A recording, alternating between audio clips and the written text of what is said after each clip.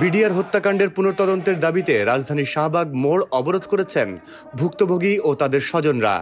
আজ বৃহস্পতিবার দুপুর থেকে তারা এই অবরোধ শুরু করেন।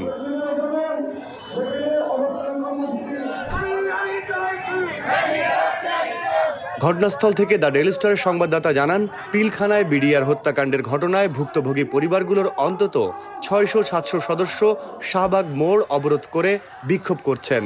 এছাড়া তারা বিডিআর হত্যাকাণ্ডের সুষ্ঠু বিচার চেয়ে বিভিন্ন স্লোগান ও বক্তব্য দিচ্ছেন। এ সময় বক্তাদের বলতে শোনা যায় যে যতক্ষণ ইনসাফ প্রতিষ্ঠিত না হয় ততক্ষণ তারা লড়াই চালিয়ে যাবেন। অবরোধের কারণে শাহবাগ মোড়ের আশেপাশের সড়কগুলোতে যানজট দেখা দিয়েছিল। এছাড়া ঘটনাস্থলে অতিরিক্ত পুলিশ মোতায়েন থাকতে দেখা গেছে।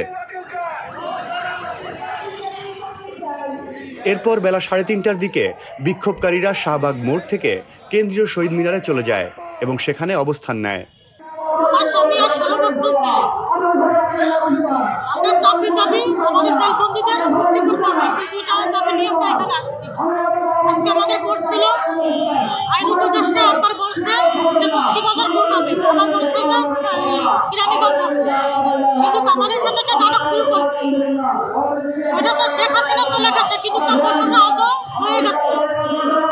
আমাদের সাথে এরকম করতে পারতো না তারা।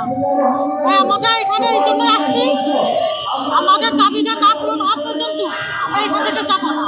হয়তো আমাদের স্বামীদেরকে মুক্তি দেবে, আমরা স্বামীদেরকে নিয়ে হয়তো বাড়ি করবো, তা নাহলে আমরা এখানে জীবন দেবো। এক দফায় আসছি। 8 নম্বরে আমাদের বিডিআর সাথী ভাইদেরকে জেল থেকে নিঃশর্ত মুক্তি দিতে হবে। 2 নম্বরে আমাদের 16 বছরে আমরা চাকরি থেকে পুনর্বহাল করতে হবে। সমস্ত সরকারি সুযোগ সুবিধা সহ আমাদেরকে পুনর্বহাল চাই। এই এক দফায় আমরা এখন আসছি। কিন্তু অতীব দুঃখের বিষয়, আমাদের সাধারণ কমিটি সেই যমুনাতে প্রধানমন্ত্রীর সাথে সাক্ষাৎ করতে যাওয়ার পরেও তিনি দেখা করেন নাই এবং কোনো প্রকারে সরকারের কোনো প্রকারে আমাদের নির্দেশনা পাই নাই, যার জন্য আমরা এখানে আসতে বাধ্য হচ্ছেন। আমরা এখন চাই প্রধান উপদেষ্টা আমাদেরকে একটা অবশ্যই দিকনির্দেশামূলক একটা ব্যবস্থা করবেন, যে আমাদেরকে প্রতিশ্রুতি দিতে হবে আমাদের চাকরি পুনর্বহাল এবং বিডিআর মুক্তি।